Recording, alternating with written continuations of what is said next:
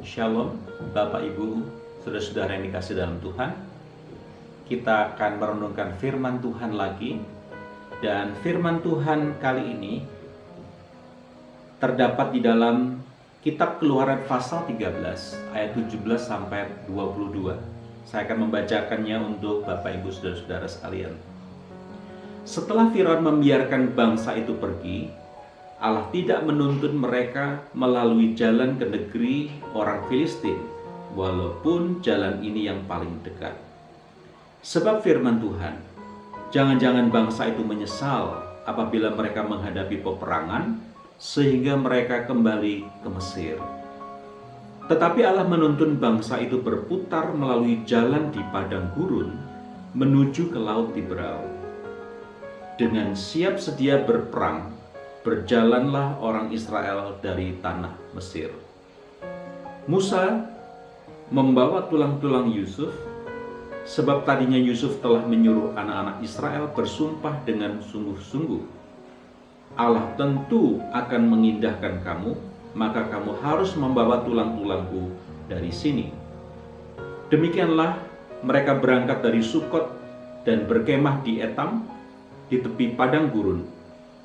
Tuhan berjalan di depan mereka pada siang hari dalam tiang awan untuk menuntun mereka di jalan, dan pada waktu malam dalam tiang api untuk menerangi mereka, sehingga mereka dapat berjalan siang dan malam. Dengan tidak beralih, tiang awan itu tetap ada pada siang hari dan tiang api pada waktu malam di depan bangsa itu. Kita akan berdoa. Kami mohon pimpinan dan berkat-Mu dalam kami merenungkan firman Tuhan, sehingga kami beroleh kekuatan, berkat rohani melalui firman Tuhan yang kami dengar. Pada sore hari ini, di dalam nama Tuhan Yesus kami berdoa. Amin. Ya, Bapak Ibu Saudara, firman Tuhan yang kita baca tadi itu berbicara tentang bagaimana Tuhan menuntun umatnya. Bapak Ibu Saudara, nats firman Tuhan yang kita baca tadi memberikan deskripsi atau gambaran tentang bagaimana Allah menuntun umatnya. Paling tidak ada dua hal yang Allah lakukan untuk menuntun umat Israel menuju ke tanah Kanaan. Yang pertama, Allah menunjukkan jalan yang harus dilalui umatnya. Saudara-saudara, yang menarik adalah di dalam ayat 17 tadi dikatakan bahwa Allah tidak menuntun mereka melalui jalan ke negeri orang Filistin. Ini menarik, saudara-saudara, karena menurut informasi yang saya dapatkan, daerah di mana mereka akan berjalan ke tanah Kanaan itu kalau melewati daerah orang Filistin itu lebih dekat daripada melewati padang gurun. Tetapi Allah sengaja tidak melewatkan mereka melalui jalan ke negeri orang Filistin, tetapi melewati padang gurun secara jarak lebih jauh.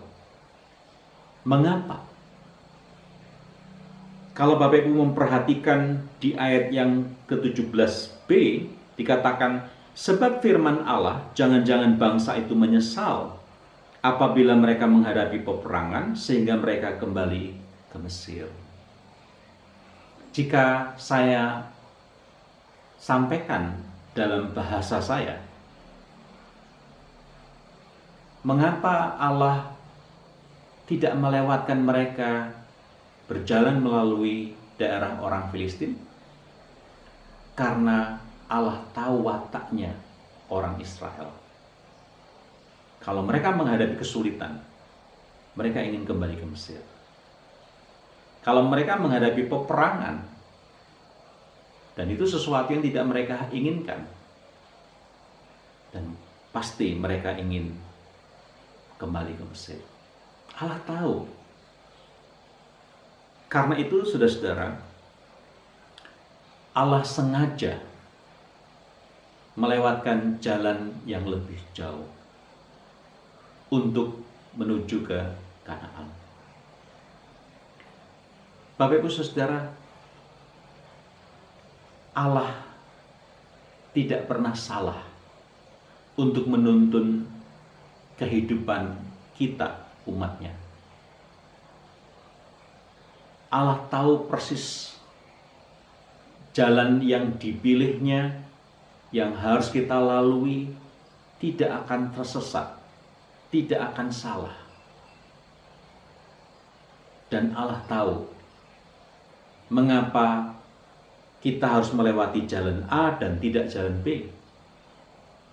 Sama seperti umat Israel. Allah tahu mengapa Allah tidak melewatkan jalan ke negeri orang Filistin, tetapi harus melewati jalan yang lebih jauh, lewat padang gurun.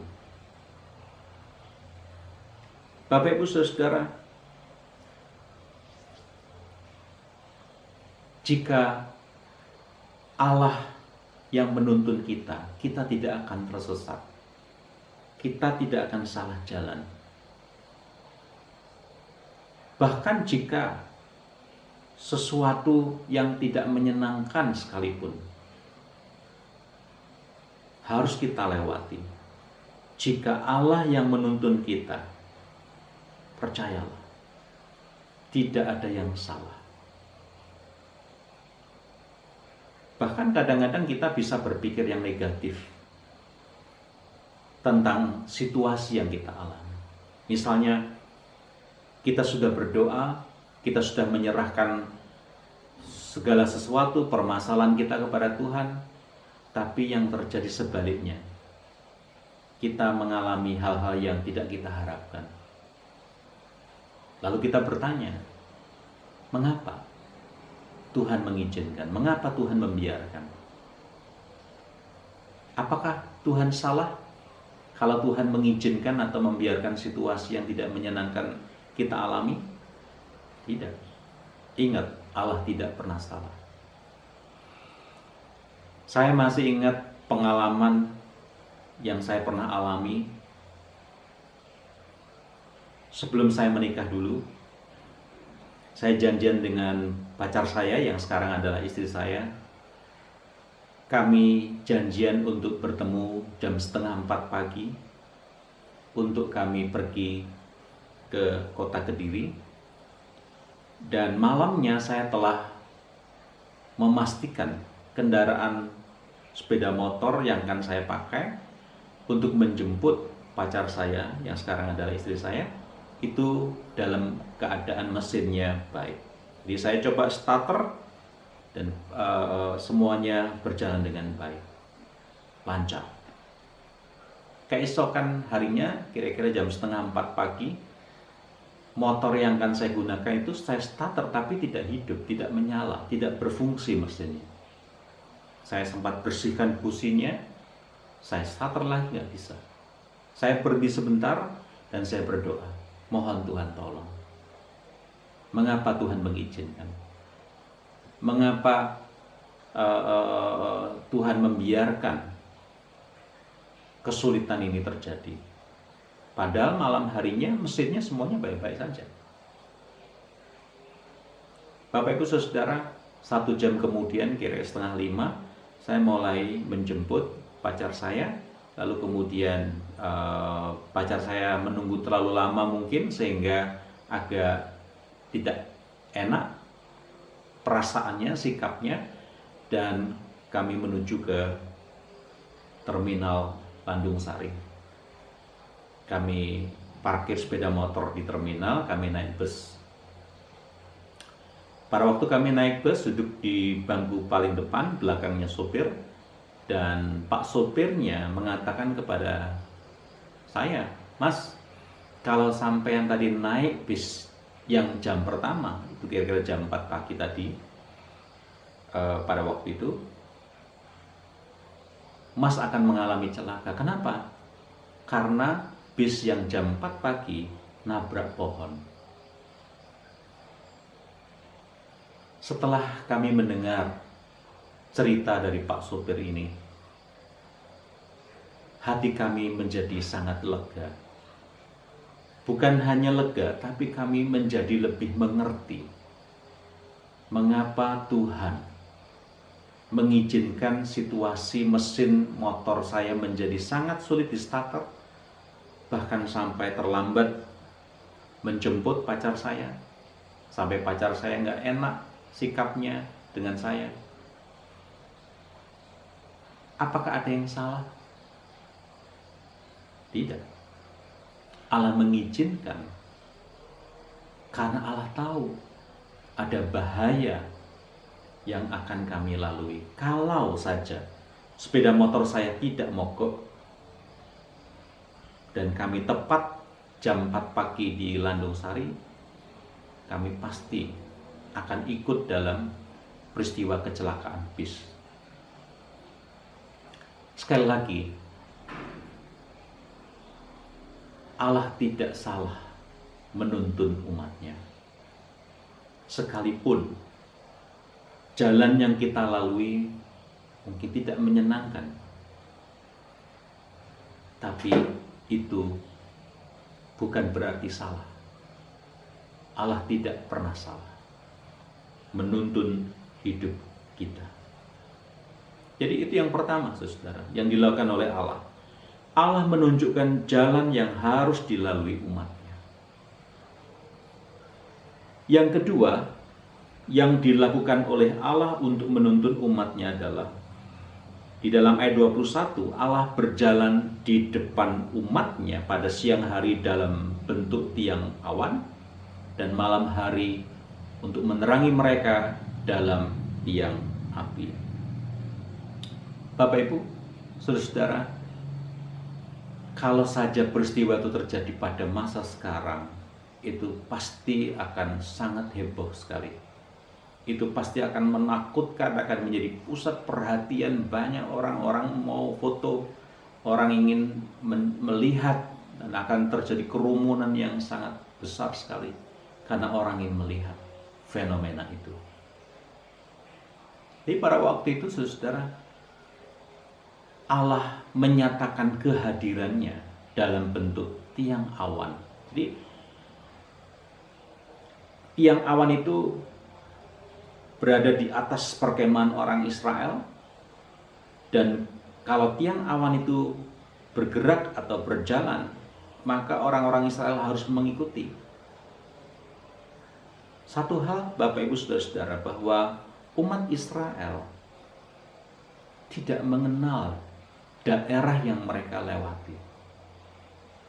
Karena selama 400 tahun lebih mereka ada di Mesir, mereka tidak kemana-mana, jadi mereka tidak tahu daerah yang asing. Apakah mereka akan tersesat? Tidak, dipastikan tidak. Mengapa? Karena mereka berjalan dipimpin oleh Allah dalam tiang awan. Kalau umat Israel berjalan mengikuti tiang awan itu, dipastikan mereka tidak akan tersesat. Bagaimana perjalanan yang mereka tempuh pada malam hari? Sama. Kalau Allah menghendaki umat Israel harus berjalan menempuh perjalanan malam hari, mereka juga dipastikan tidak akan tersesat sepanjang mereka mengikuti tiang api. Jadi tiang api itu fungsinya bukan hanya menerangi, tapi memimpin mereka ketika menempuh perjalanan malam hari. Bapak Ibu Saudara yang kasih dalam Tuhan, menakjubkan bagaimana Allah menuntun umatnya. Bagaimana Allah memastikan bahwa umatnya tidak tersesat.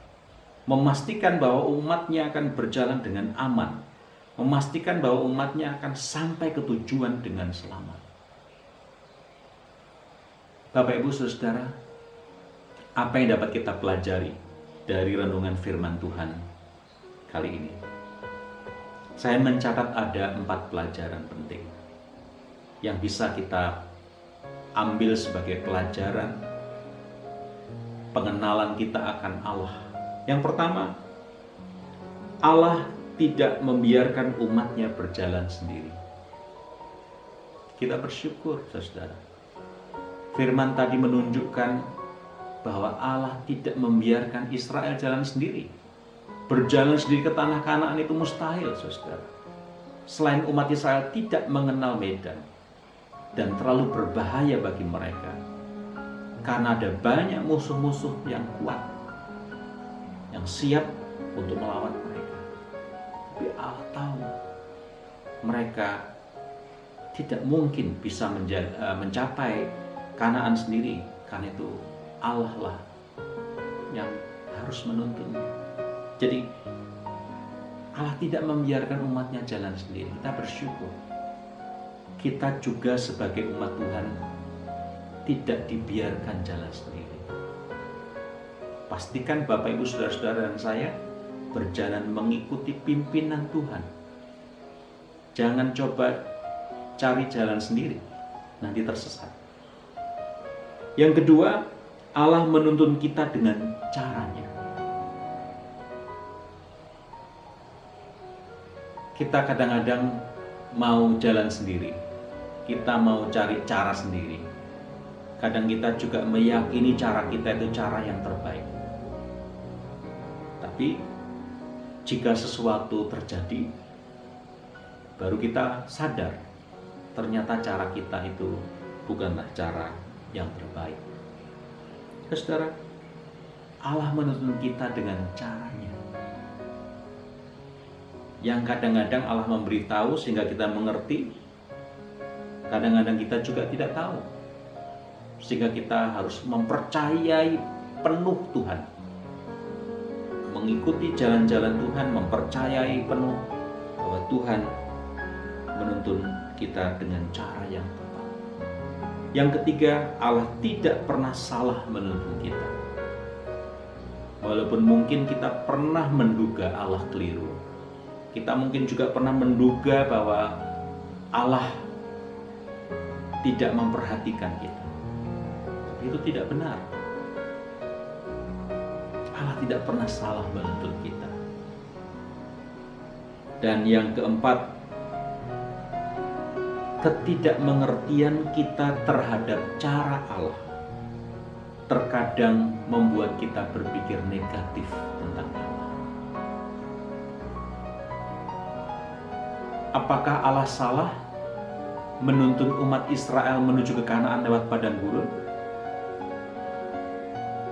Tidak salah. Allah tahu siapa Israel. Allah tahu bagaimana memperlakukan umat. Allah tahu bagaimana mendidik mereka. Allah tahu bagaimana membuat mereka sungguh-sungguh mengerti tentang kasih setia. Saudara,